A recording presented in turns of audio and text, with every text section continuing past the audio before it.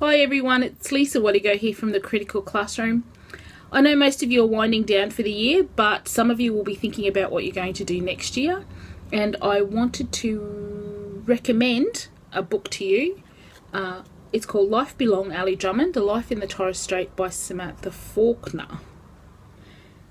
Samantha is Ali's granddaughter. It was written in 2008 and it was published by Aboriginal Studies Press. It's a fantastic book for classrooms.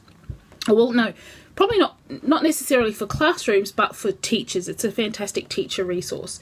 It's simply written. The language is very simple. It's less than 100 pages, but what it does is it provides an overview, a snapshot into life in the Torres Strait Islands from the last century to the present. It's divided into different sections. Ali talks about his younger days, which are really interesting if you are going to do a comparative study on how young people lived across the country or live across the country.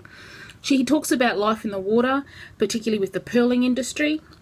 He talks about being involved in the war. Thursday Island had a major presence as part of Australia's response to World War II and involvement in World War II. That's particularly pertinent with next year's anniversary of Gallipoli.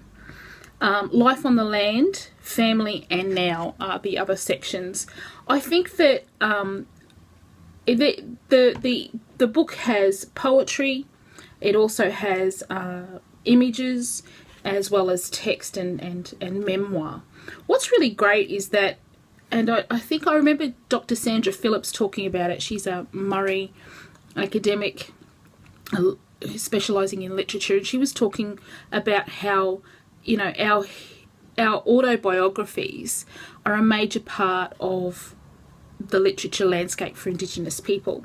And Samantha, I was lucky enough last week to see her in Sydney speaking with Dr. Anita Heiss at the Corroboree Festival last week, and she was talking there also about how the biographies and autobiographies are our history books.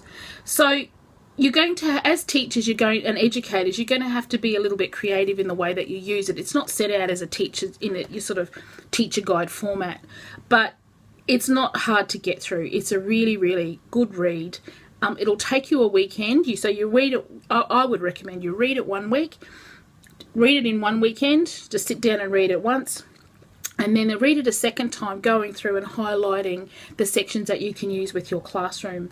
I think in the younger days section, I think there's a really useful section where he talks about you know, when he was born. You know, Muhammad Ali Drummond was born on the 17th of July 1917 to Muhammad Drummond, also known as Drummond Sarawak, and Sissi Malay of Thursday Island, TI. Ali was born in a time when the Queensland government took control over the islands of the Torres Strait from the London Missionary Society. Aboriginal and Torres Strait Islander people were recognised as wards of the state and came under the Aboriginals Protection and Restrictions of the Sale of Opium Act 1908, Queensland. Reserves were formed and Aboriginal and Torres Strait Islander peoples were segregated from the rest of the world. Protectors controlled the affairs of Aboriginal and Torres Strait Islanders. So, and he goes on to talk about, you know, gathering water, the sort of house that they lived in, going fishing. I mean, it's really fantastic sort of stuff. And I think that, you know, you can find a lot of really useful stuff in this. The book is less than $30. You can buy it online from Aboriginal Studies Press, Amazon, Fishpond, a few other places. So this is definitely one that I think you should add to. Get your librarians to buy it or buy it yourselves. You'll take it with you and you'll keep using it for a long time. So there you go. So that's Life Belong, Ali Drummond by Samantha Faulkner, published by Aboriginal Studies Press. Cheers.